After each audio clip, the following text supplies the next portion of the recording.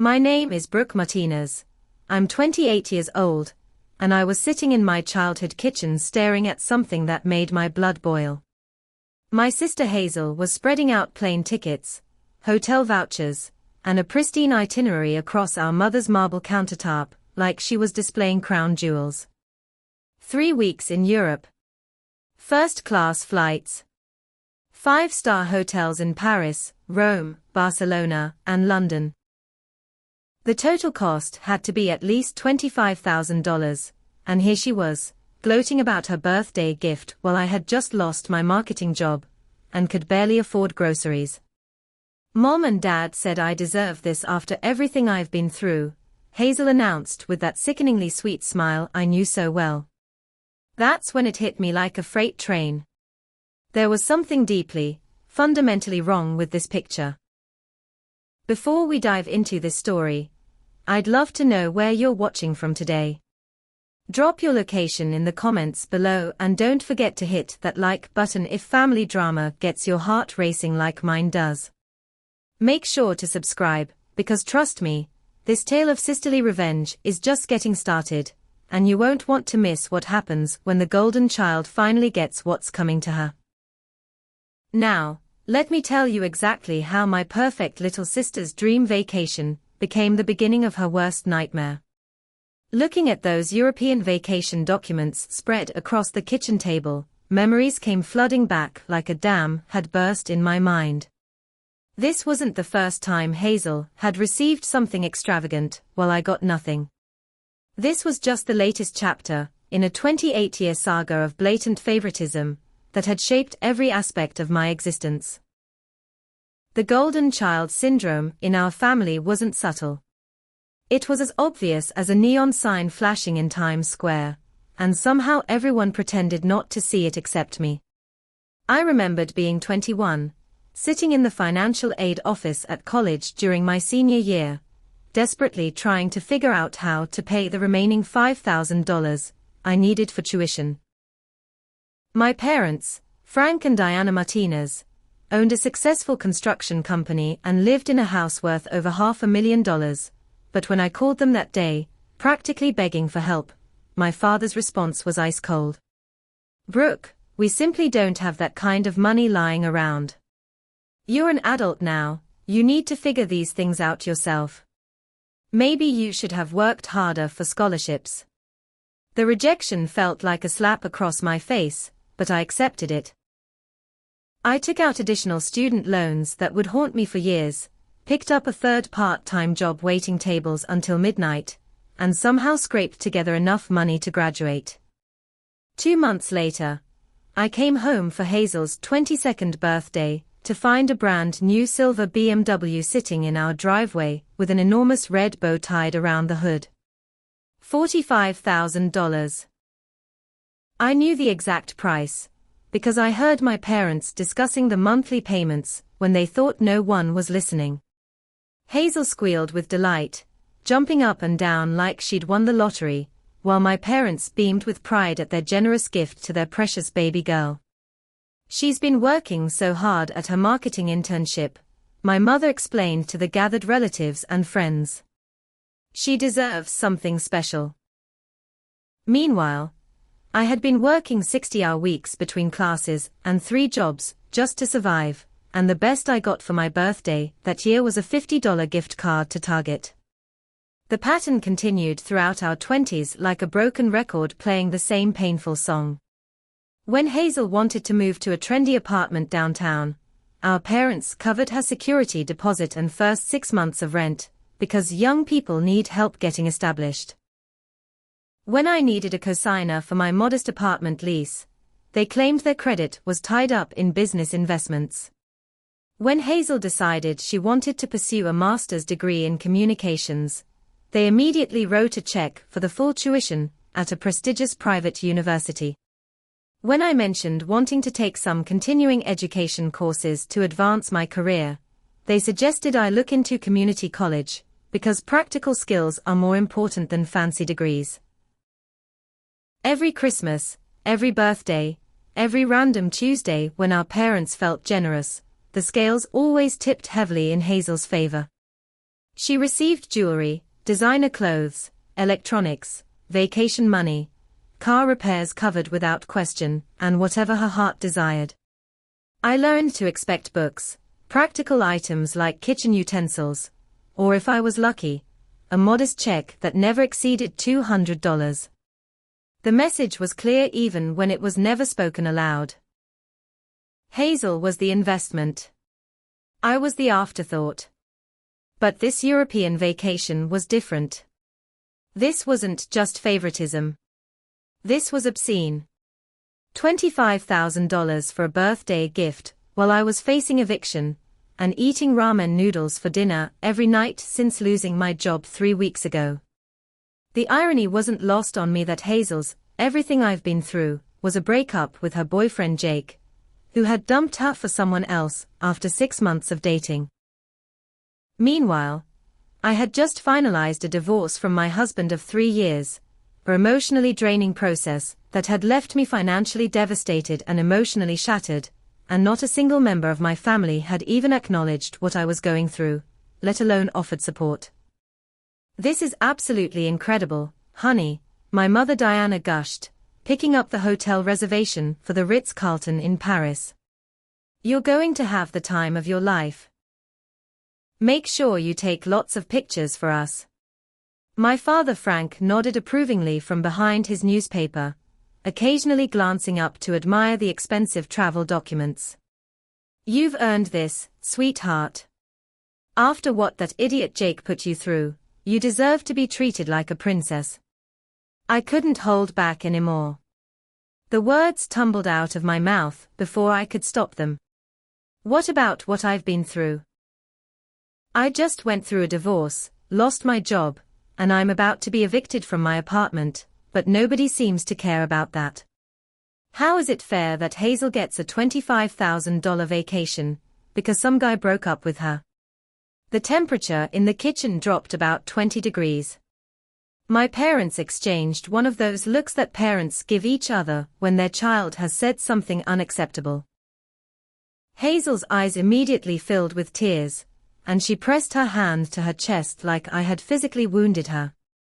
"Brooke, that's such a hurtful thing to say," she whispered in that wounded voice that had been getting her out of trouble since childhood. "I can't believe you would try to ruin this for me. I thought you'd be happy for me."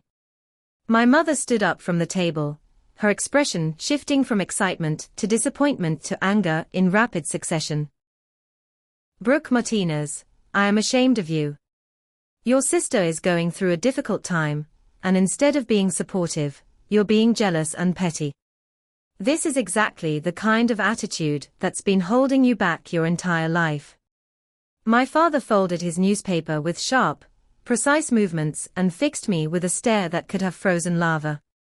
"Your mother is absolutely right. Hazel has always been grateful for what she receives, while you always want to make everything about yourself. Maybe if you spent less time being envious and more time working on your own problems, you wouldn't be in this situation." The conversation ended with me being essentially ordered to apologize to Hazel for being mean and to think about how my negativity affects the whole family. I mumbled something that might have resembled an apology, but inside, I was seething with a rage that felt like molten metal flowing through my veins. That night, as I lay awake in my childhood bedroom, staring at the ceiling and listening to Hazel on the phone with friends, excitedly planning her European adventure, I realized that this wasn't just favoritism anymore. This was systematic emotional and financial abuse disguised as family dynamics. And for the first time in my life, I started to wonder if maybe it was time to stop accepting it.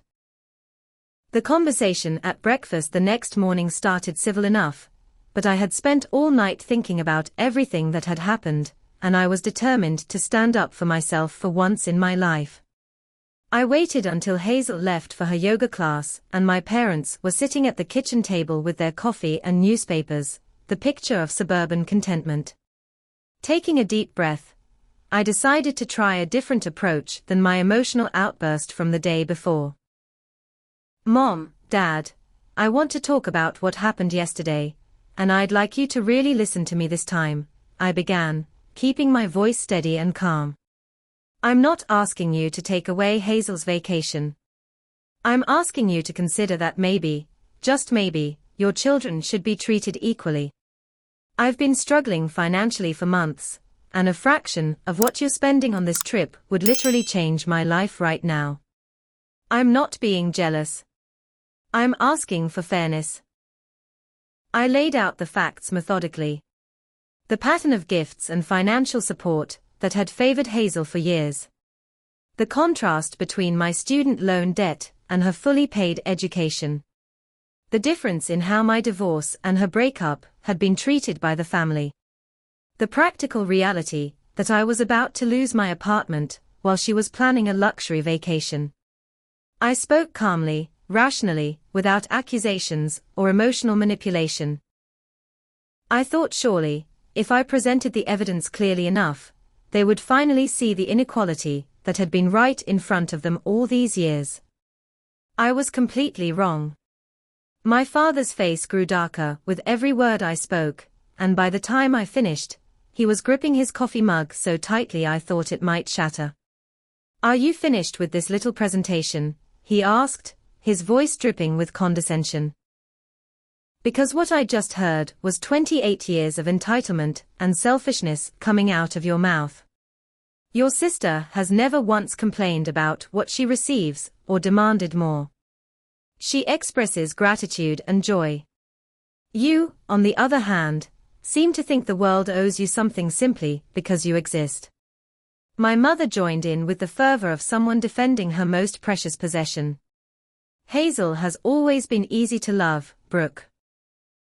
She's kind, sweet, appreciative, and she brings joy to our lives. You've been difficult since the day you were born. You questioned everything, argued with every decision we made, and now you want to punish your sister because you can't get your own life together. That's not how family works. When Hazel returned from yoga, she found me sitting at the kitchen table in tears while our parents explained what had happened. Her reaction was immediate and devastating. She burst into hysterical sobs, claiming that I was trying to ruin the best thing that's ever happened to me, and that she couldn't believe her own sister would be so cruel. She locked herself in her room, and I could hear her on the phone with friends, describing me as jealous and unstable. The punishment came that evening, swift and brutal.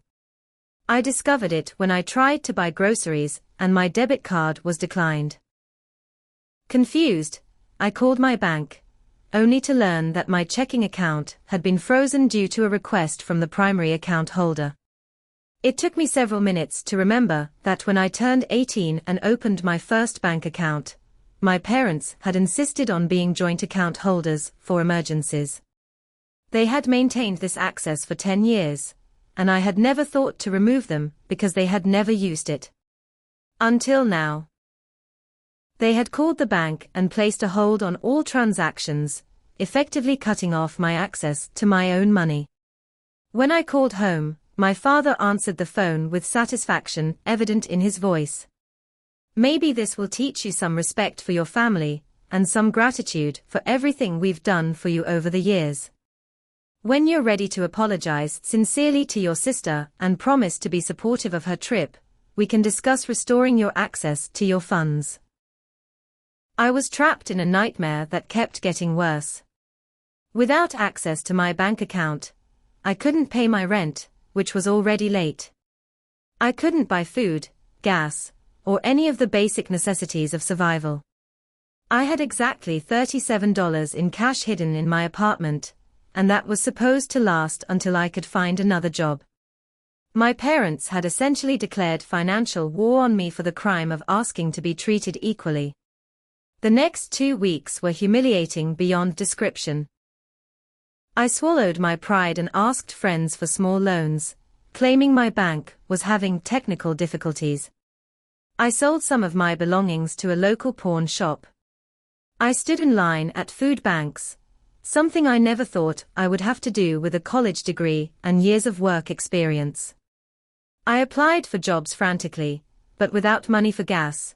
I could only walk to interviews within a few miles of my apartment. Meanwhile, Hazel's social media was a constant stream of shopping trips, spa days, and preparations for her European adventure. She posted pictures of herself getting her passport photos taken, buying new clothes for the trip, and researching restaurants in Paris. Each post felt like a knife twisting in my chest, especially knowing that my own bank account, containing money I had earned from years of work, was being held hostage to ensure my compliance with my family's emotional manipulation. The cruelest part was that they genuinely seemed to believe they were teaching me a valuable lesson about family loyalty and gratitude. In their minds, I was the problem, and financial coercion was an appropriate way to correct my attitude. They had weaponized my own money against me, and somehow convinced themselves that this was parenting rather than abuse. 3 days before Hazel's departure, she called me with an offer that felt like the ultimate insult. "Brooke, I feel bad about everything that's happened," she said in that sweet, concerned voice that I was beginning to recognize as manipulation. "I talked to Mom and Dad, and they agreed that if you drive me to the airport and promise to take care of my plants while I'm gone, they'll unfreeze your account. They just want to make sure you're being supportive of family like a good sister should be." I agreed because I had no choice. Starvation and homelessness weren't viable alternatives to my pride. I drove my sister to the airport in my dying car, helped her with her designer luggage, and hugged her goodbye while she bubbled with excitement about her first-class flight to Paris. I promised to water her plants, collect her mail, and keep her apartment clean while she lived her dream vacation on my parents' dime. That night, my bank account was restored, and I discovered that during the freeze, I had accumulated over $600 in overdraft fees from automatic payments that had been declined. My parents' lesson in gratitude had cost me most of the money I had left, ensuring that even when I regained access to my funds, I was worse off than before. As I sat in my empty apartment, eating a peanut butter sandwich for dinner while Hazel posted pictures from the first-class lounge, I realized that this wasn't just favoritism, or even financial abuse. This was warfare, and I had just lost the first major battle. With my bank account restored, but my financial situation more precarious than ever, I knew I needed help from someone outside my immediate family circle. The overdraft fees had depleted most of my remaining savings, and I was facing the reality that I might lose my apartment anyway, even with access to my own money. That's when I thought of my Uncle Raymond, my father's younger brother, who had always seemed like the most reasonable member of the Martinez family. Raymond had been the rebel of his generation, the one who questioned family traditions and stood up to their domineering father. He had always treated me with kindness and respect, never showing the obvious favoritism that my parents displayed. When I was a teenager, he would slip me $20 at family gatherings and tell me to buy something just for yourself, kiddo. He had congratulated me on my college graduation with genuine pride, and had been one of the few family members to express sympathy during my divorce proceedings.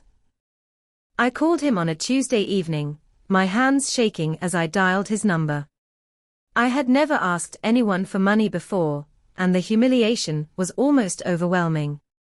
But Raymond listened patiently as I explained my situation, the job loss, the frozen bank account, the mounting bills and the looming eviction. I was careful not to paint my parents as villains, instead focusing on my own financial emergency, and my need for a temporary loan to get back on my feet. "Brooke, honey, of course I'll help you," Raymond said without hesitation. "Family takes care of family, that's what we do. Your parents have always been hard on you, and frankly, I've never understood why. You're a smart, capable young woman, and you don't deserve to be struggling like this." His immediate willingness to help brought tears to my eyes. For the first time in weeks, I felt like someone actually cared about my well-being.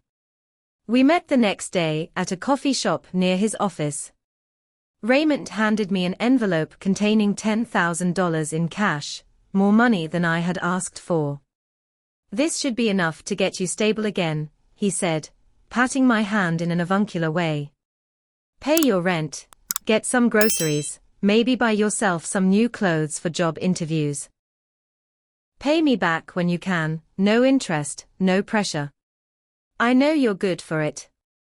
I hugged him with tears streaming down my face, overwhelmed by his generosity and kindness. The money was a lifeline. I immediately paid my overdue rent, stocked my refrigerator with real food for the first time in weeks, and began a serious job search with renewed energy. Within 2 weeks, I had landed a position at a small public relations firm downtown. It wasn't as prestigious or well-paying as my previous job, but it was steady work with decent benefits and the potential for growth. For the first time since this nightmare began, I felt like I could breathe again. I threw myself into my new job with determination, working late hours, and taking on extra projects to prove my value. My supervisor, a sharp woman named Carol, seemed impressed with my dedication and attention to detail. I was rebuilding my life, slowly but steadily, and I felt grateful every day for Raymond's intervention. I started making small payments on the loan, $50 here, $100 there, whenever I could manage it without compromising my basic needs. Meanwhile, Hazel's European vacation was in full swing, and her social media feed was a constant parade of luxury and indulgence. Photos from the Eiffel Tower, gondola rides in Venice, flamenco shows in Barcelona, afternoon tea at the Ritz in London. She looked radiant and carefree in every image, her smile bright against the backdrop of some of the world's most beautiful cities. The contrast between her experience and my recent struggles was stark, but I tried to focus on moving forward rather than dwelling on resentment. 3 weeks later, Hazel returned from her trip with a suitcase full of designer purchases and hundreds of photos to share. She had bought expensive perfume from Paris, leather goods from Italy, and jewelry from a boutique in London. The total value of her shopping sprees probably exceeded what most people made in several months, but she displayed each item with the casual entitlement of someone who had never had to worry about money. That same week, I received a phone call that shattered my newfound stability. Raymond's voice on the other end of the line was cold and businesslike, completely different from the warm, supportive uncle who had rescued me just a month before. "Brooke, I need you to pay back the full amount of the loan immediately. $10,000, plus 20% interest. I need it within 48 hours. I was stunned into silence. This wasn't the arrangement we had discussed. There had been no mention of interest, no timeline for repayment, and certainly no demand for immediate payment in full. Uncle Raymond, I don't understand. We agreed that I could pay you back gradually when I was able to. I've been making payments, and I was planning to increase them as my financial situation improved. Plans change, he said curtly. I need the money now, and frankly, I'm concerned about your ability to pay it back given your track record with financial responsibility. If you can't pay in full by Thursday, I'll have no choice but to pursue legal action to recover the funds. The conversation that followed was surreal and devastating. Raymond, the man who had been my savior just weeks before, was now speaking to me like I was a deadbeat debtor trying to skip town with his money. When I protested that I had been making payments and had never given him any reason to doubt my integrity, he dropped the bomb that explained everything. Your mother called me last week, he said, his voice taking on a tone of righteous indignation. She told me some very disturbing things about your behavior, Brooke. How you've been manipulating family members, playing the victim, and taking advantage of people's kindness. She said you've always been the problem child, always looking for someone else to blame for your failures. Diana thinks you're using me the same way you tried to use them, and frankly, after thinking about it, I believe she's right. The betrayal hit me like a physical blow. My mother had reached out to my uncle and poisoned the well, turning my one ally against me with carefully crafted lies and manipulation. She had taken my desperate need for help and twisted it into evidence of my character flaws. Raymond, who had seemed so independent and critical of my parents, had been completely taken in by my mother's version of events. "I've always tried to be fair to you, Brooke, but maybe it's time for some tough love," Raymond continued. "Your parents have given you every advantage, and you've wasted every opportunity. Hazel has never asked anyone for money or caused drama in the family. She's grateful for what she receives and works hard to deserve it. Maybe instead of blaming everyone else, you should look in the mirror and ask yourself why your own family finds it so difficult to trust and support you." I tried to explain my side of the story, the years of favoritism, the financial sabotage, the impossible standards I had been held to while Hazel received everything on a silver platter. But Raymond had already made up his mind. In his view, I was the manipulative sister trying to turn family members against each other, while Hazel was the innocent victim of my jealousy and resentment. The deadline was real. 48 hours to come up with $10,000 plus $2,000 in interest, or face a lawsuit that would destroy my credit and probably cost me my new job. I had less than $3,000 in my account, and no assets valuable enough to sell quickly for that kind of money. I was trapped, and my own uncle, the man I had trusted with my most vulnerable moment, was now holding a financial gun to my head based on lies my mother had told him. That night, I sat in my apartment and realized that I was truly alone. Every family member was either actively working against me, or had been turned against me through manipulation and lies. The man who had seemed like my savior had become another weapon in my family's arsenal, and I had no one left to turn to. The isolation was complete, and for the first time, I began to understand that this wasn't just favoritism, or even abuse. This was a coordinated campaign to break me down completely, and I was losing badly. Faced with Raymond's impossible deadline and the threat of legal action, I made the desperate decision to sell my car. It was a 10-year-old Honda Civic with high mileage and some minor cosmetic damage, but it was the only asset I owned that might generate enough cash quickly. I spent my lunch break at 3 different used car lots, accepting increasingly lower offers as the clock ticked down on Raymond's 48-hour ultimatum. Eventually, I found a dealer who would give me $4,000 cash on the spot, no questions asked. It broke my heart to watch my car get driven away by a stranger. That Honda had been my independence, my mobility, my escape route when family gatherings became unbearable. Now I was left standing in a parking lot with $4,000 in cash and the humiliating knowledge that it still wasn't enough to satisfy my uncle's demands. I called Raymond with the partial payment and begged for more time to come up with the rest. He grudgingly agreed to accept the $4,000 as a good faith payment and gave me an additional week to find the remaining $8,000. That week was a blur of panic and desperation.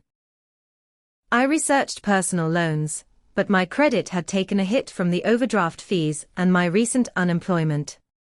I looked into borrowing against my retirement account, only to discover that I hadn't been at my new job long enough to qualify. I even considered one of those predatory payday loan places, but the interest rates were so astronomical that I would have been trapped in debt for years. It was during this frantic search for money that I discovered something that made my blood pressure skyrocket to dangerous levels. Hazel was already planning her next vacation. Not 6 months from now, not next year, but in 2 months. The Maldives. I found out because she had left her laptop open at our parents' house when I stopped by to drop off some mail that had been delivered to my old address. The travel website was still open on her browser, showing a luxury resort package that cost $30,000 for 10 days. $30,000.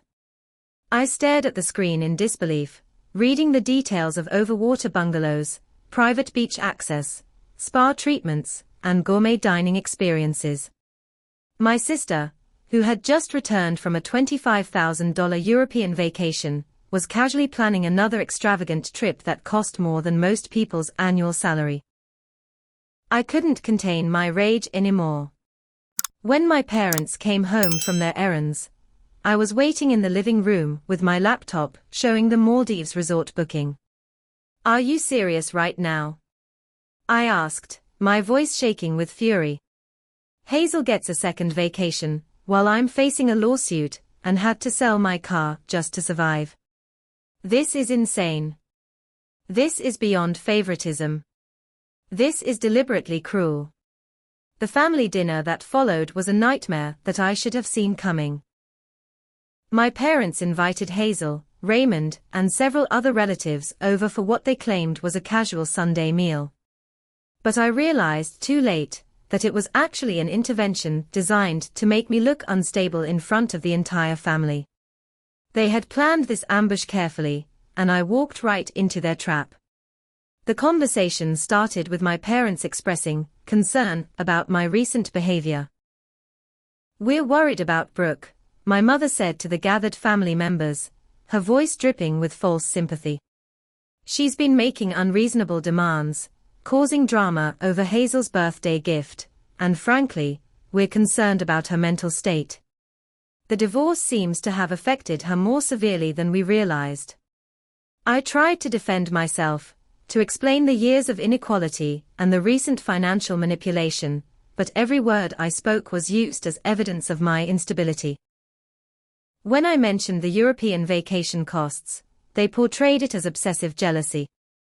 When I brought up the frozen bank account, they framed it as necessary intervention to help me learn financial responsibility. When I mentioned Hazel's upcoming Maldives trip, they looked at me like I was delusional. "What Maldives trip?" Hazel asked with wide, innocent eyes. "I don't know what you're talking about, Brooke. I think you might be confused." She was lying smoothly and convincingly, and I realized that she must have cleared her browser history after I saw it. There was no evidence of the resort booking, and everyone in the room was looking at me like I had made the whole thing up. What I didn't know was that Hazel had been recording our conversation on her phone, hidden under her napkin on the dinner table. The recording captured my increasingly frantic attempts to prove my point, my rising voice, and what probably looked like paranoid accusations about a vacation that no one else could verify. It made me sound desperate, jealous, and potentially unhinged. The edited version of that recording was sent to every member of our extended family, several of my old friends, and my new co-workers within 48 hours. Hazel had carefully cut out all the context, all the explanations of prior favoritism, all the reasonable parts of my argument. What remained was a 5-minute audio clip of me ranting about imaginary vacations and accusing my parents of financial abuse over birthday gifts. The fallout was swift and devastating. I arrived at work on Tuesday morning to find my supervisor Carol waiting for me with a concerned expression. "Brooke, we need to talk," she said, leading me into a conference room.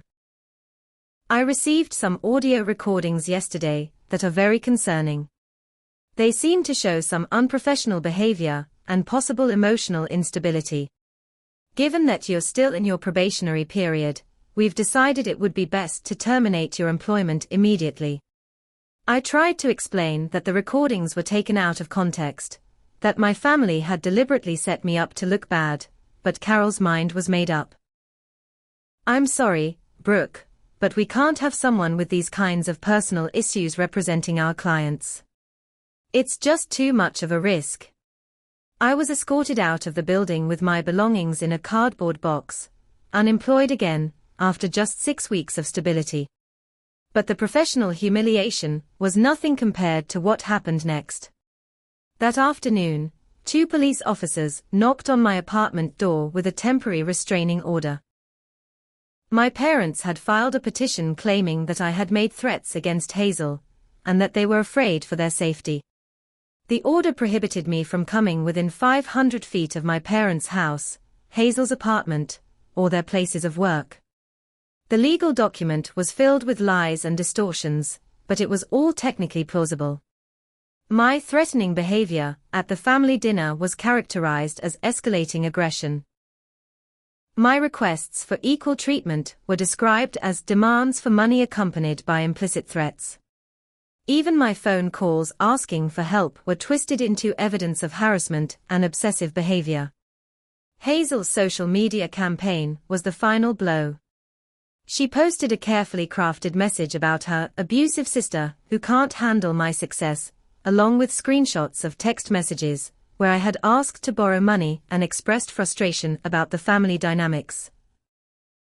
Out of context, these messages looked like the demands of an entitled, unstable person rather than the desperate pleas of someone being systematically destroyed by their own family. The response from mutual friends and extended family members was overwhelmingly supportive of Hazel. Comments poured in expressing sympathy for her situation and condemnation of my behavior. People I had known for years turned against me based on carefully curated evidence that painted me as jealous, manipulative, and potentially dangerous. The isolation was complete and devastating. Within a week, I had lost my job, been legally prohibited from contacting my family, and been publicly branded as an abuser by the very people who had been systematically abusing me. Even worse, my landlord called to inform me that he had received concerning information about my character, and that he would not be renewing my lease. I had 30 days to find a new place to live, but with no job, no family support, and a damaged reputation, I had no idea how I was going to manage it. As I sat in my apartment that night, surrounded by boxes and feeling completely defeated, I realized that my family had orchestrated a masterful campaign of destruction. They had isolated me from every support system, destroyed my reputation, and left me with no resources to fight back. Hazel's European vacation had been just the beginning. The real goal was to break me completely, and they were succeeding beyond their wildest dreams. With 30 days to find new housing, no job prospects, and a restraining order preventing me from even explaining my side of the story to family members, I was facing homelessness for the first time in my life. My savings account had been depleted by the partial payment to Raymond, and without employment, I couldn't qualify for another apartment lease even if I could afford the deposits and first month's rent. I spent hours scrolling through rental listings, knowing that each one was financially impossible, but unable to stop myself from hoping for a miracle. That's when Madison Fletcher reached out to me. Madison had been my roommate during our junior year of college, and we had maintained a close friendship through the years. She was one of the few people who hadn't been swayed by Hazel's social media campaign against me, and her text message was like a lifeline thrown to a drowning person. "Hey Brooke, I heard you're going through a rough time. Want to grab coffee and catch up? Maybe I can help."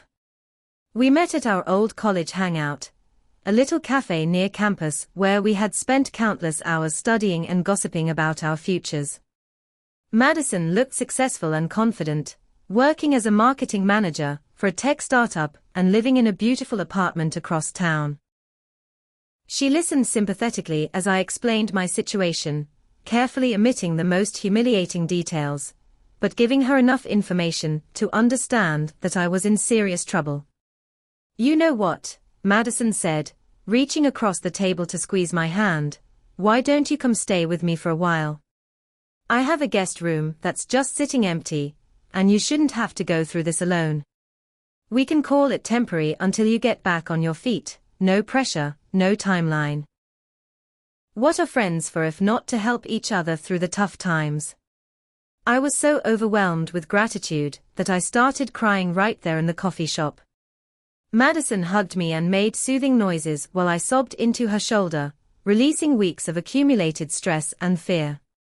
"Thank you," I whispered. "Thank you so much. I promise I'll find another job quickly, and I'll help with groceries and utilities, and I won't be in your way. You're literally saving my life right now." Moving in with Madison felt like finding sanctuary after wandering in the wilderness. Her apartment was spacious and beautifully decorated, with a guest room that was larger and more comfortable than my entire previous living space.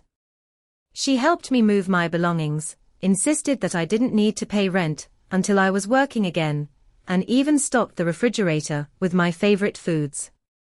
For the first time in months, I felt safe and cared for. Madison was the perfect roommate and friend during those first few weeks. She let me use her computer for job searching, drove me to interviews when needed, and provided emotional support during my darkest moments. We fell back into our old college routine of late-night conversations over wine, sharing stories about work and relationships and dreams for the future. She seemed genuinely outraged by my family's treatment of me and offered constant reassurance that their behavior was abusive and unacceptable. I landed a few job interviews, nothing spectacular, but enough to give me hope that I could rebuild my career and eventually become financially independent again. Madison celebrated each small victory with me and commiserated over every rejection. She seemed invested in my success and recovery, which made what I discovered next so much more devastating than any of my family's previous betrayals. I had been living with Madison for about 3 weeks when I came home early from a job interview that had ended quickly. The potential employer had clearly already made their decision before I walked in the door, probably based on whatever reference checks they had conducted, and the entire meeting lasted less than 15 minutes.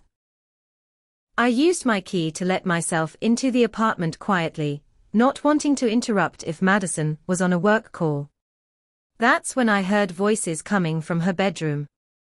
Madison was talking to someone, and at first I thought she might be on a video conference for work. But as I got closer, I recognized the second voice, and my blood turned to ice. It was Raymond. My uncle Raymond, who was supposed to be my enemy, was in my best friend's bedroom on a Tuesday afternoon. I stood frozen in the hallway, listening to their conversation with growing horror and disbelief. They weren't talking about work or casual topics. They were talking about me. About my behavior, my mental state, my daily routine, and my job search progress. Madison was giving Raymond detailed reports about everything I had told her in confidence, everything I had shared about my feelings and fears and plans for the future. "She's definitely unstable," Madison was saying in a voice I had never heard from her before, cold and analytical. "Yesterday, she had a complete breakdown because one of her job interviews was cancelled. She cried for 2 hours and kept talking about how everyone is against her. The paranoia is getting worse, just like Diana predicted it would." Raymond's response made me feel sick to my stomach. "Good, that's exactly what we need to document.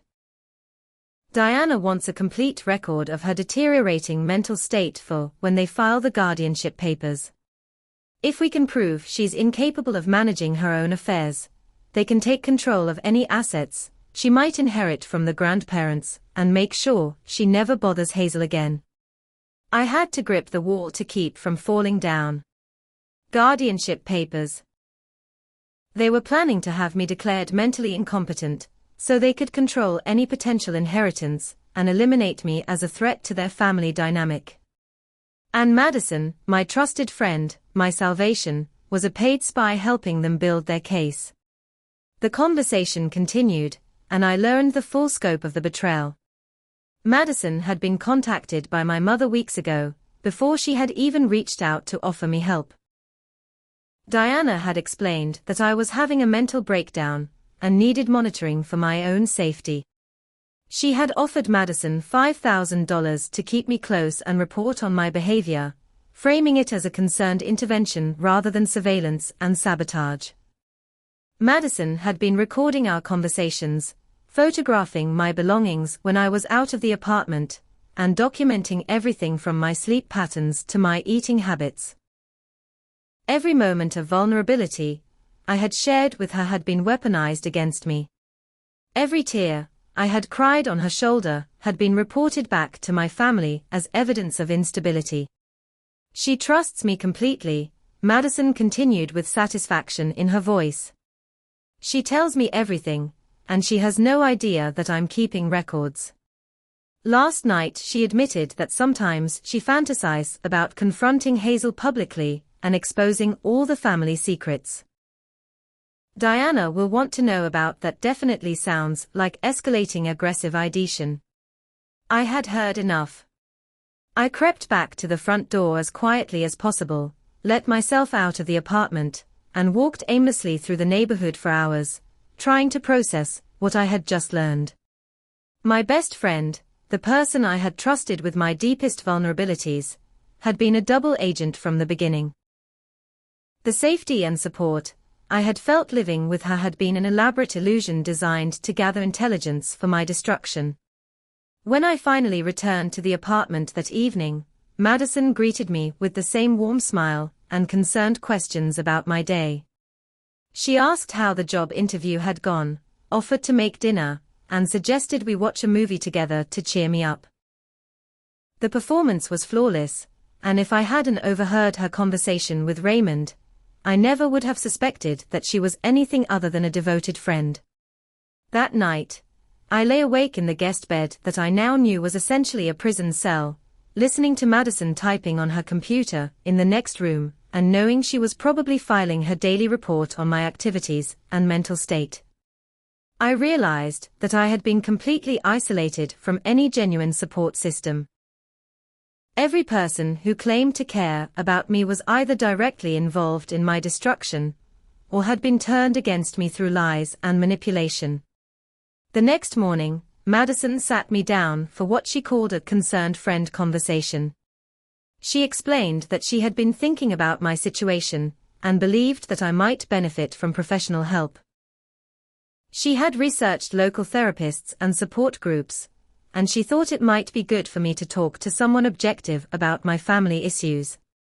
She even offered to drive me to appointments and help me navigate insurance coverage. I realized that this was probably the next phase of their plan.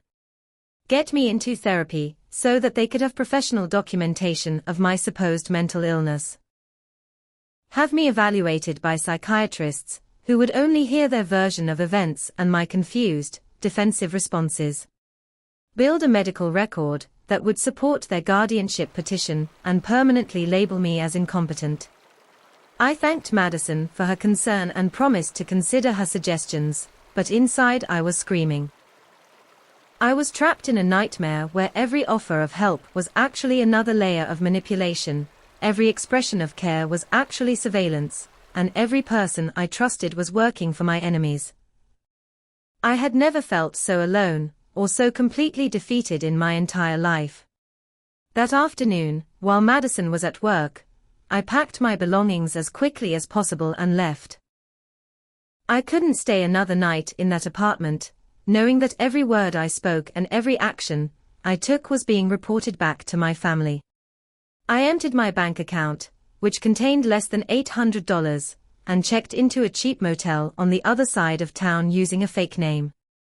As I sat on the lumpy mattress in that dingy room, surrounded by everything I owned in the world, I realized that I had finally reached rock bottom. I had no job, no family, no friends, no money, and no prospects. My own relatives had declared war on my sanity and my future, and they were winning decisively. For the first time since this nightmare began, I seriously considered whether it might be easier to just give up entirely. Living in a cheap motel, and trying to survive on fast food and vending machine snacks, I found myself frequenting the downtown soup kitchen more out of loneliness than hunger.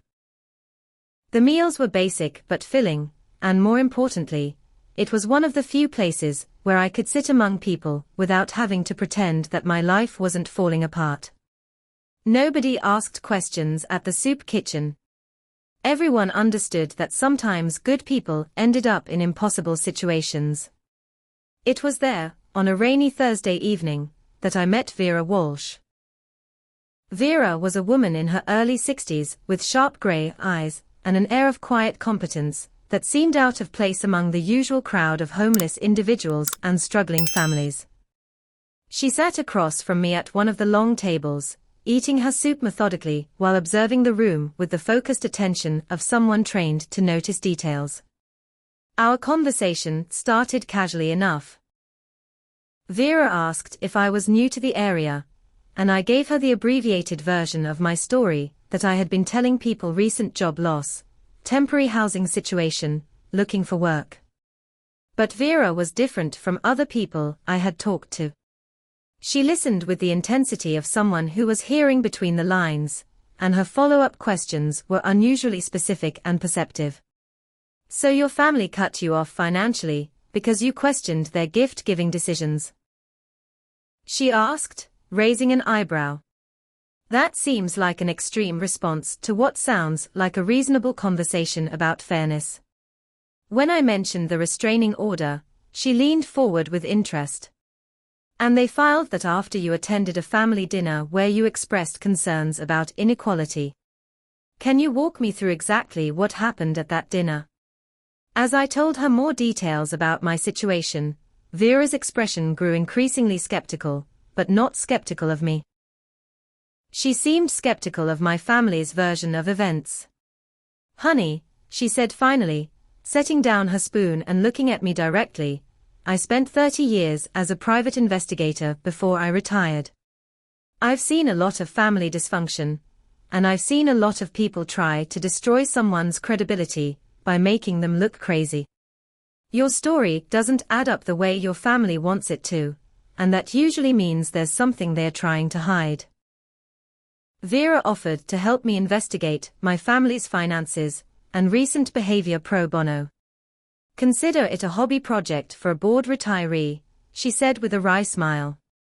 Besides, I never could resist a good mystery, and something about your situation stinks to high heaven. People don't go to these lengths to destroy someone unless they are protecting something valuable. Over the next 2 weeks, Vera dove into her investigation with the thoroughness of a seasoned professional. She had contacts in banking, real estate, law enforcement, and various government agencies who owed her favors from her working days. What she uncovered was more shocking than either of us had anticipated. My father Frank had been systematically embezzling money from his construction company for over 3 years. Using his position as financial manager, he had been creating fake invoices for materials and labor, then routing the payments to accounts he controlled. The total amount stolen was approaching $500,000, and the company's new accounting software was beginning to flag irregularities that would soon expose his scheme. My mother Diana had developed a severe gambling addiction that had cost the family over $200,000 in losses at local casinos and online betting sites. She had been hiding the extent of her problem by taking cash advances on credit cards and borrowing against the house. The European vacation and planned Maldives trip for Hazel were being funded entirely by Frank's stolen money, used to maintain the appearance of family success while their financial foundation crumbled. But the most devastating discovery was about Hazel herself. Vera's investigation into birth records and hospital files revealed that Hazel was not Frank's biological daughter. DNA evidence from a paternity test that Diana had secretly commissioned years earlier confirmed that Hazel was the product of an affair Diana had during her marriage. Frank had no idea that he had been raising another man's child for 25 years. This explains everything, Vera said, spreading the evidence across her kitchen table like pieces of a puzzle. They've been overcompensating with Hazel because Diana feels guilty about the affair, and they've been scapegoating you because they need someone to blame for all their problems. You questioning their financial decisions threatened to expose the whole house of cards. So they had to destroy your credibility before you could figure out what was really going on. The evidence was overwhelming and meticulously documented. Bank records showing the embezzlement, casino transaction logs proving Diana's gambling problem, hospital records revealing Hazel's true parentage, and a paper trail connecting Frank's stolen funds to his daughter's lavish lifestyle. Vera had even uncovered evidence that my parents had been planning to frame me for some of Frank's financial crimes if their other methods of discrediting me failed. "They are all criminals," Vera said bluntly. "Frank is stealing from his company, Diana is committing fraud with the credit card advances, and they are both engaging in conspiracy and harassment by using that money to destroy you. The restraining order was filed with false information, which is perjury. They've committed enough felonies to put them both in prison for years. But Vera also introduced me to someone who could help me fight back legally." Tyler Harrison was a young attorney who specialized in family law and had a particular interest in cases involving financial abuse and parental manipulation. He had grown up in a dysfunctional family himself and had been disowned by his own parents for refusing to cover up their illegal activities. When Vera explained my situation, Tyler agreed to take my case pro bono. "What your family has done to you isn't just morally wrong, it's illegal on multiple levels," Tyler explained during our first meeting. "The financial coercion, the false restraining order, the conspiracy to damage your reputation and employment prospects, these are serious crimes. And now that we know about the embezzlement and gambling debts, we have the leverage we need to make them stop and maybe even get you some justice." For the first time in months, I felt hope stirring in my chest. I wasn't crazy, I wasn't the problem, and I wasn't alone anymore. Vera and Tyler believed me, supported me, and more importantly, they had the skills and evidence needed to expose my family's crimes. The people who had tried to destroy me had left a trail of evidence that would ultimately lead to their own downfall. Tyler outlined a plan that was both simple and devastating. We would file a lawsuit against my parents for financial abuse and defamation, while simultaneously reporting Frank's embezzlement to both his company and law enforcement. We would expose Diana's gambling debts to their creditors and provide evidence of the fraudulent restraining order to the court.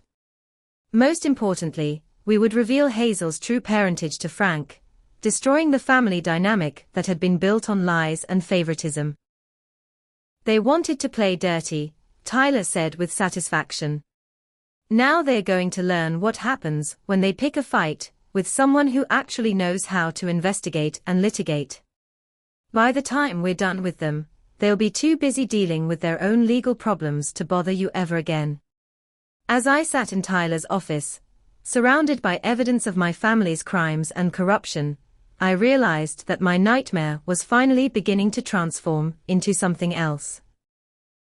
Something that felt dangerously like revenge.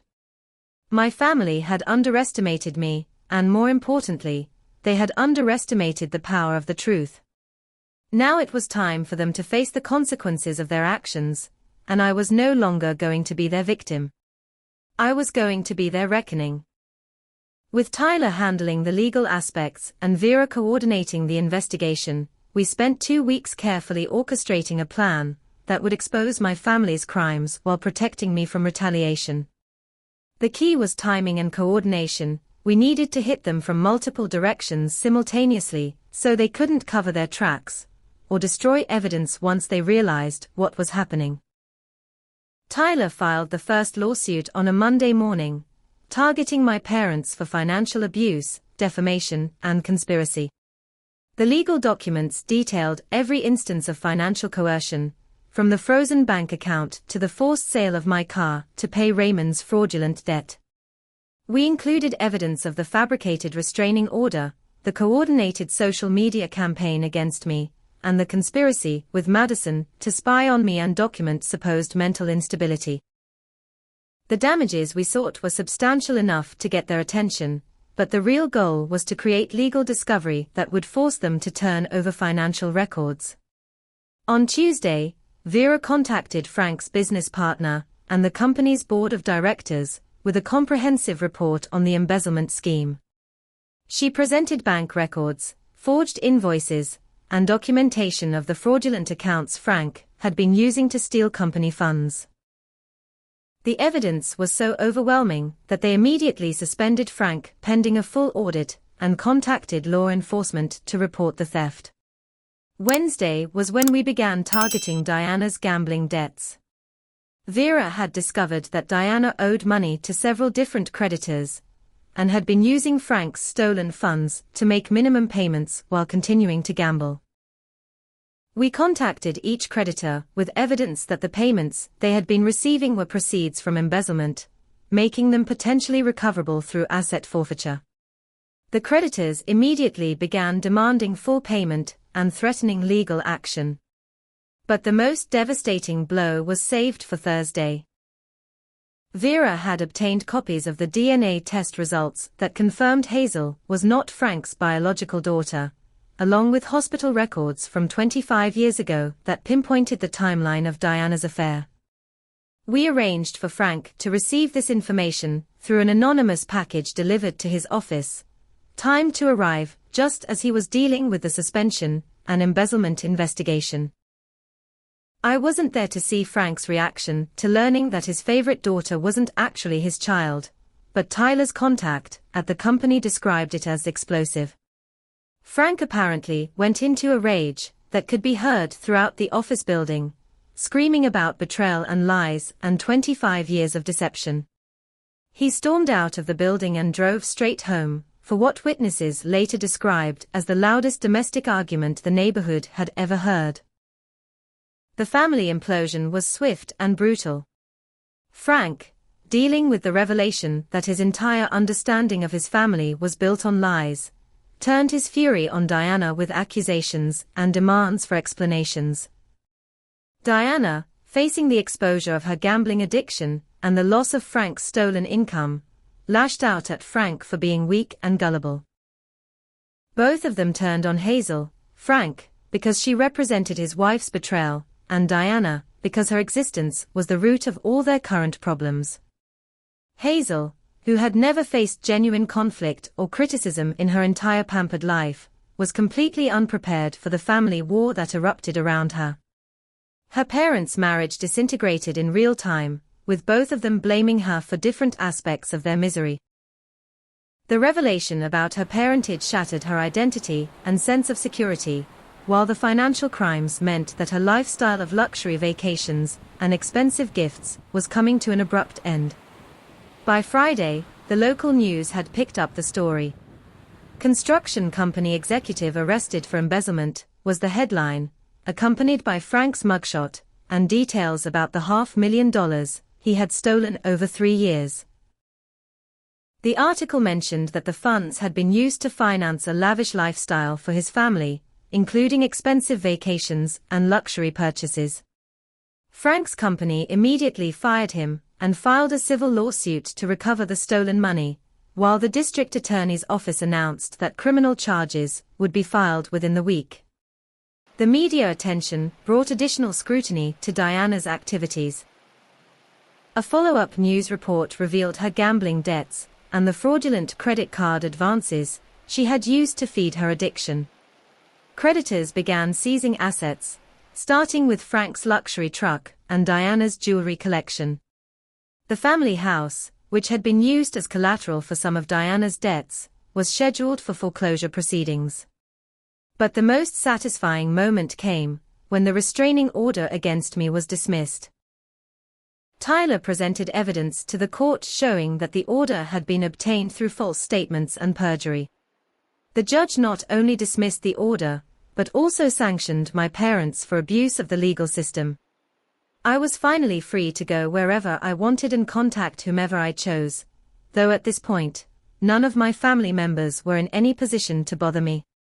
The best part was that my family had no idea I was behind their downfall. They were so busy fighting each other and dealing with their individual crises that they hadn't connected the timing of their disasters to my situation. Frank assumed that his embezzlement had been discovered through a routine audit. Diana thought her gambling debts had been exposed by creditor investigations. Neither of them suspected that their estranged daughter had been systematically gathering evidence and coordinating their destruction. Hazel was the most pathetic figure in the whole mess. With Frank no longer her biological father and Diana's guilt-based favoritism exposed as manipulation, she found herself without allies or resources for the first time in her life. The Maldives vacation was cancelled when the family's credit cards were frozen. Her expensive apartment became unaffordable when Frank's income disappeared. The European vacation, which had started this entire chain of events, now looked like evidence of her family's criminal lifestyle rather than a symbol of their love and success. I watched their destruction from a comfortable distance, staying in a modest hotel room paid for with money that Tyler had secured from a settlement with Madison for her illegal surveillance activities. Vera kept me updated on developments through her network of contacts in law enforcement and the legal system. Every day brought new revelations about the extent of my family's crimes and new consequences for their actions. The irony wasn't lost on me that Hazel's perfect European vacation, the event that had finally pushed me to stand up for myself, had been funded entirely by stolen money. Every photo she had posted from Paris and Rome represented Frank's theft from his company. Every designer purchase she had made with stolen funds was evidence of her family's corruption. The vacation that was supposed to demonstrate her superiority over me had become proof of her complicity in criminal activities. As I sat in my hotel room, reading news articles about my family's scandals and legal troubles, I realized that justice was finally being served. But more importantly, I was finally free. Free from their manipulation, their favoritism, their financial abuse, and their psychological warfare. They had tried to destroy me, but instead, they had destroyed themselves. And the best part was, I hadn't had to become a criminal or compromise my integrity to achieve this outcome. I had simply helped the truth come to light, and the truth had been more devastating than any revenge I could have planned. 3 weeks after Frank's arrest made headlines, the full scope of my family's legal troubles became clear, and their world had completely collapsed. Frank was facing federal charges for embezzlement and fraud, with prosecutors seeking a sentence of up to 10 years in prison. His company had not only fired him, but was also pursuing a civil lawsuit to recover the stolen funds, which meant seizing every asset the family owned.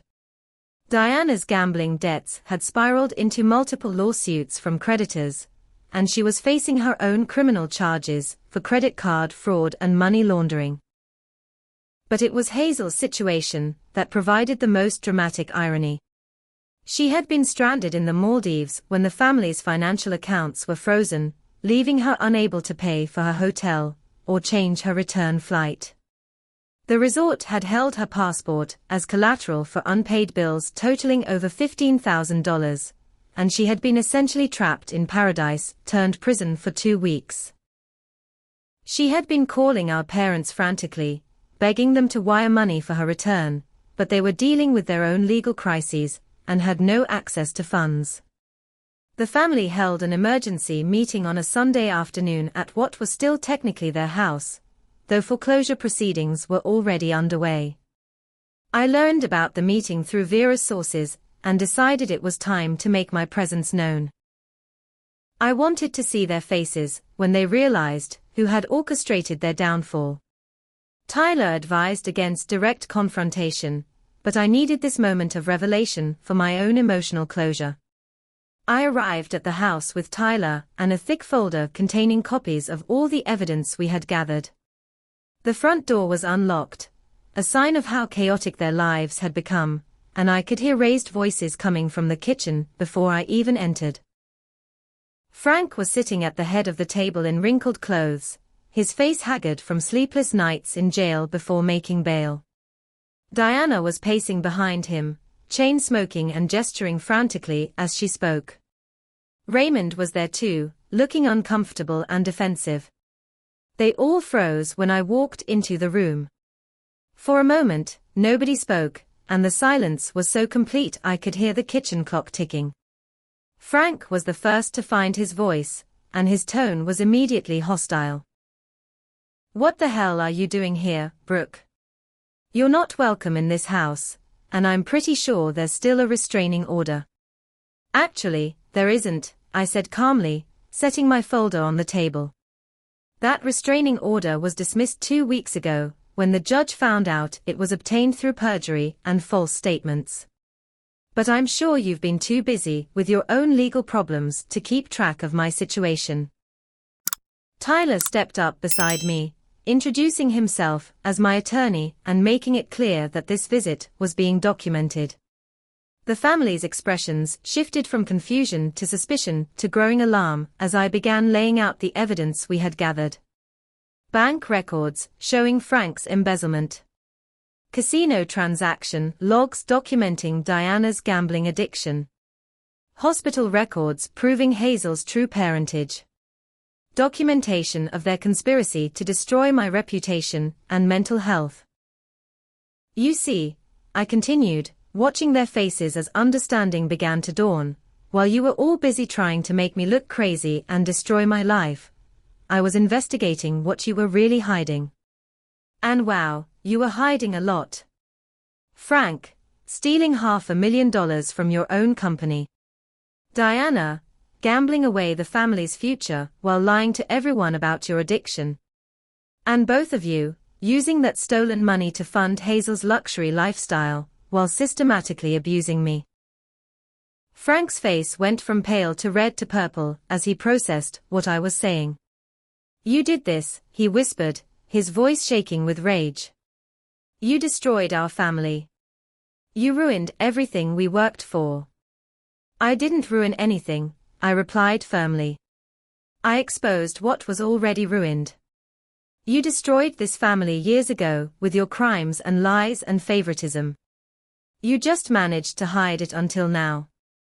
All I did was help the truth come to light. Diana tried to attack me physically, lunging across the table with her fingernails extended toward my face, screaming about how I had always been evil and how I had destroyed innocent people. Tyler immediately stepped between us and called 911 on his phone. The police arrived within minutes, and Diana was arrested for assault in front of the whole family. The irony of her being handcuffed and dragged away, while accusing me of destroying innocent people, wasn't lost on anyone in the room. Frank's phone rang during the chaos, and it was Hazel calling collect from the Maldives. I could hear her voice through the speaker, hysterical and desperate, begging him to send money so she could pay her hotel bill and come home. Daddy, please, I've been stuck here for 2 weeks, and they won't let me leave until someone pays $15,000. I don't understand what's happening. Why won't anyone help me? Frank looked at me with such hatred I thought he might try to attack me too.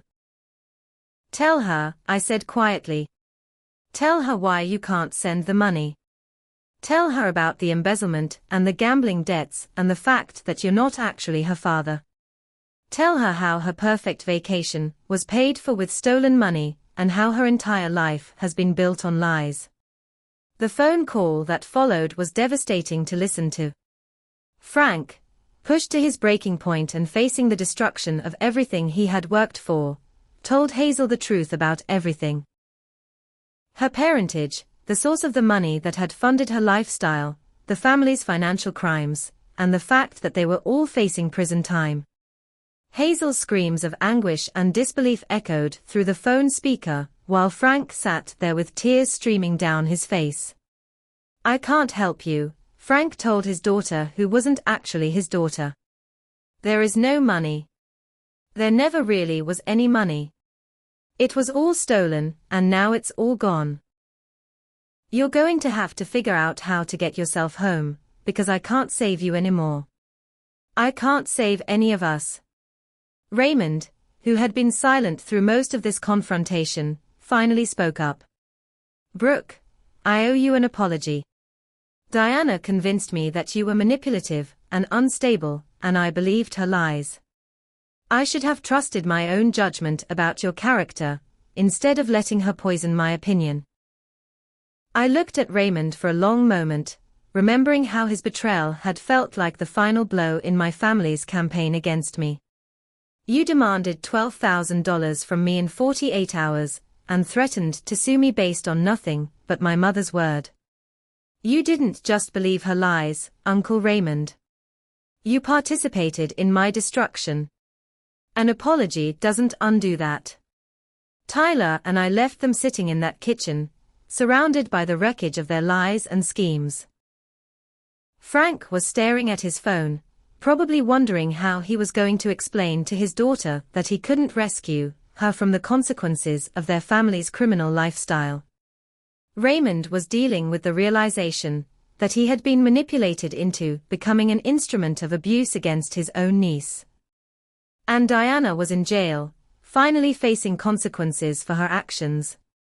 As we walked to Tyler's car, I could hear Frank's voice through the open window, making another phone call. He was calling his lawyer, asking about the possibility of plea bargains and trying to understand what kind of prison sentence he was facing. The man who had raised me to believe that I was never good enough, never deserving of his support or love, was now begging strangers to help him avoid the consequences of his own crimes. The local news crews were already gathering outside the house, having gotten word of Diana's arrest and the ongoing FBI investigation into Frank's embezzlement. Construction executive's wife arrested in family drama would be the next day's headline, and I knew that my family's humiliation was about to become very public. But I felt no satisfaction from their media exposure.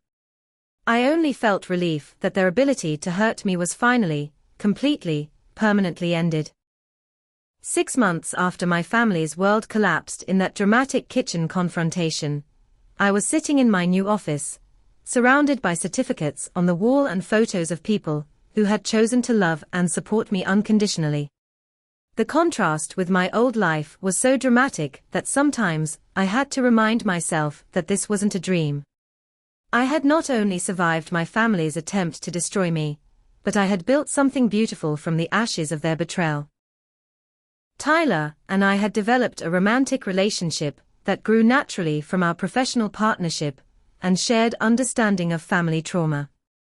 He understood what it felt like to be scapegoated and abandoned by the people who were supposed to protect you, and I understood his drive to help other people escape similar situations. Our relationship was built on mutual respect, genuine affection, and the solid foundation of having seen each other at our absolute worst and choosing to stand together anyway.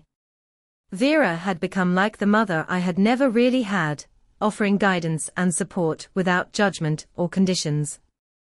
She helped me start a non-profit organization called Truth and Healing Family Services, dedicated to helping survivors of family financial abuse and psychological manipulation. Our organization provided legal assistance, counseling services, and most importantly, investigation services to help people document and prove abuse that family members often tried to hide or deny. Working with other survivors had been incredibly healing for me.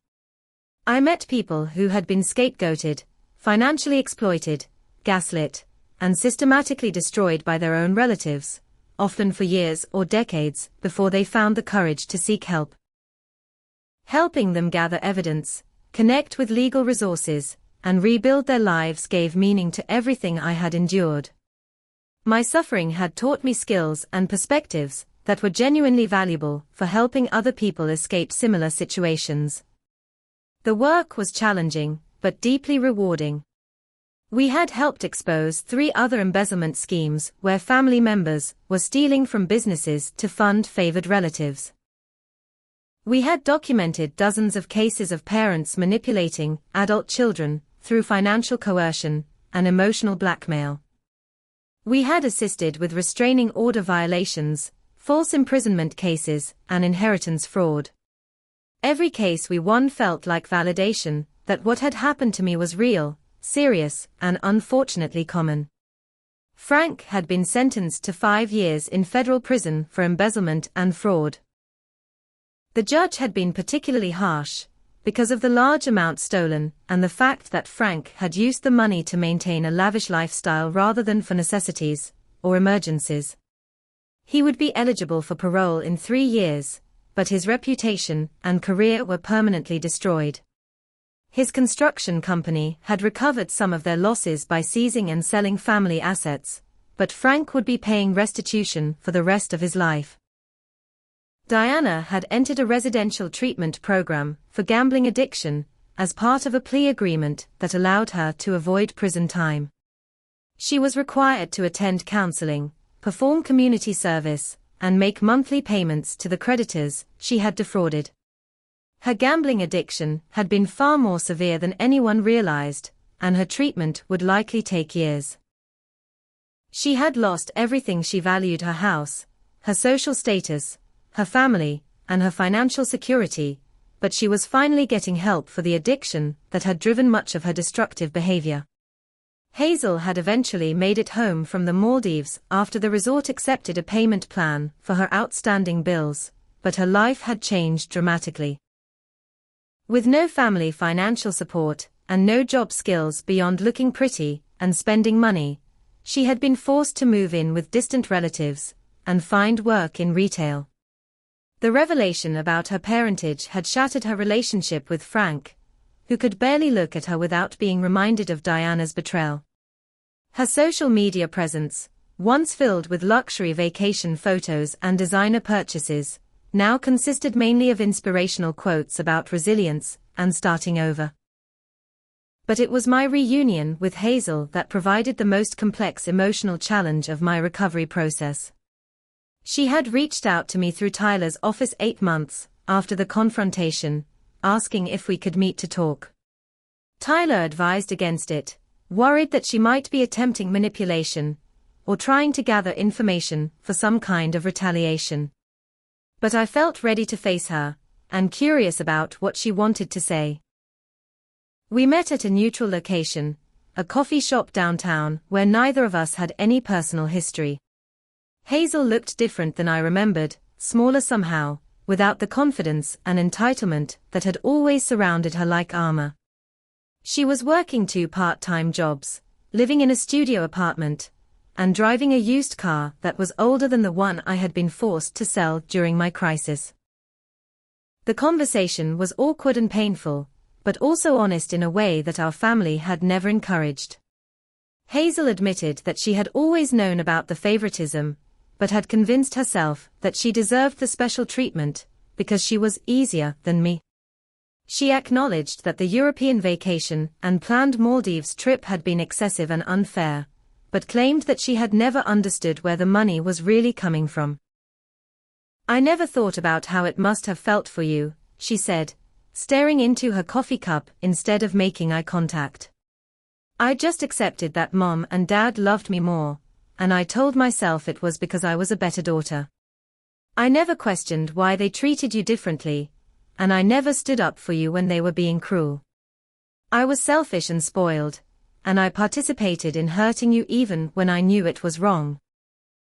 I listened to her apology and her explanations, and while I appreciated her honesty, I realized that forgiveness didn't mean forgetting or returning to a relationship that had always been toxic. "I can forgive you for being young and selfish," I told her. "But I can't pretend that we're sisters in any meaningful way. You participated in my abuse, and you benefited from it, and those actions have consequences. I'm glad you're taking responsibility now, but that doesn't erase 28 years of mistreatment. We established boundaries that allowed for occasional contact, but no expectation of a close relationship." Hazel was dealing with her own trauma from learning about her parentage and losing her entire support system, and I was focused on building a new life with people who valued and respected me.